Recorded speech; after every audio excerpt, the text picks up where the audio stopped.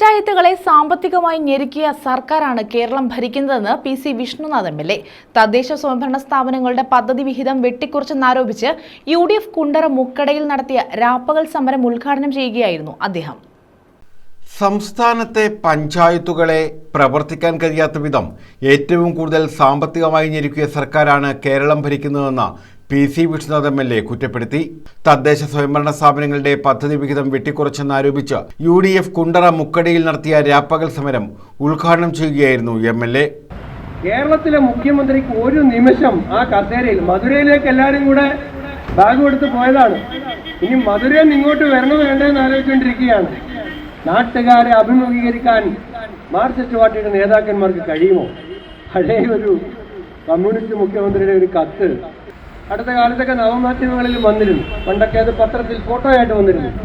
ഏതോ ഒരു തുണിക്കച്ചവടക്കാരന് അന്നത്തെ ഒരു മുഖ്യമന്ത്രി ഒരു കത്തെഴുതി, എൻ്റെ മകൾ മാലതി നിങ്ങളുടെ കടയിലേക്ക് വരും, അവക്കൊരു റോയൽ സാരി കൊടുക്കണം, കാശ് ഞാൻ പിന്നീട് തന്നുകൊള്ളാം എന്ന് ഒരു തുണിക്കച്ചവടക്കാരന് കത്തെഴുതി മകളുടെ കയ്യിൽ കൊടുത്തുവിട്ട EM ശങ്കരൻ നമ്പൂതിരിപ്പാടിന്റെ പാർട്ടിയുടെ മുഖ്യമന്ത്രിയാണ്, മകളാണ്.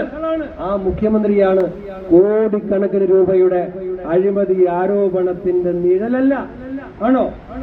ആരോപണമാണോ? അല്ല, അന്വേഷിച്ച് പ്രതിസ്ഥാനത്ത് ചേർത്തിരിക്കുകയാണ്. UDF കുണ്ടറ നിയോജകമണ്ഡലം ചെയർമാൻ കുരിപ്പള്ളി സലീം അധ്യക്ഷത വഹിച്ചു.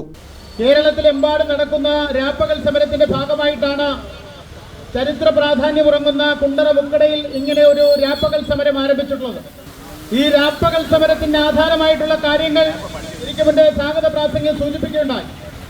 തദ്ദേശ സ്വയംഭരണ സ്ഥാപനങ്ങളിലേക്ക് നൽകാനുള്ള പദ്ധതി വിഹിതം പകുതിയായി വെട്ടിക്കുറയ്ക്കുകയും തദ്ദേശ സ്വയംഭരണ സ്ഥാപനങ്ങളിൽ യാതൊരു വികസന പ്രവർത്തനങ്ങൾ നടക്കാതെ തദ്ദേശ സ്ഥാപനങ്ങളെ നോക്കുകുത്തിയായി യാതൊരു അധികാരവുമില്ലാതെ അവർക്ക് വികസന പ്രവർത്തനങ്ങൾ നടക്കുവാൻ സമ്പത്തില്ലാതെ തദ്ദേശ സ്വയംഭരണ സ്ഥാപനങ്ങളുടെ നടത്തിപ്പ് തന്നെയല്ല എങ്കിൽ അവരുടെ പ്രവർത്തനം മുന്നോട്ട് പോകാൻ കഴിയാത്ത സാഹചര്യമാണ് ഇന്ന് നിലവിലുള്ളത്. കേരള കോൺഗ്രസ് സംസ്ഥാന vice chairman C Mohanan Pillai മുഖ്യ പ്രഭാഷണം നടത്തി.